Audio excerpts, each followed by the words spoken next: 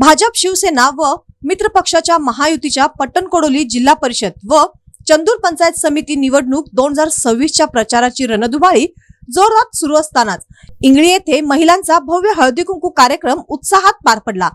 या कार्यक्रमास माजी खासदार श्रीमती निवेदिता माने यांची प्रमुख उपस्थिती लाभली।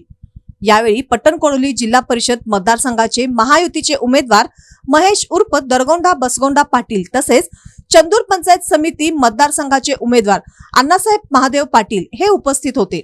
या हळदी कुंकू कार्यक्रमास महिलांची लक्षणीय उपस्थिती होती। कार्यक्रमाच्या यशस्वी आयोजनासाठी स्वप्नाली भातमारे, साक्षी सांगले, विद्या पाटील, राणी पाटील, वैशाली पाटील, चंद्रकला मगदूम, मनीषा भोसले, गीता संकपाळ, वैजयंती आंबी, कमल भातमारे, शालन पाटील यांनी विशेष परिश्रम घेतले।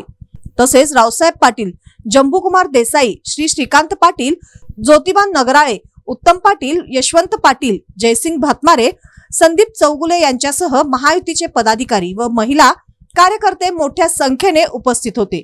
या कार्यक्रमातून महिलांचा महायुतीला मिळालेला वाढता पाठिंबा स्पष्टपणे दिसून आला।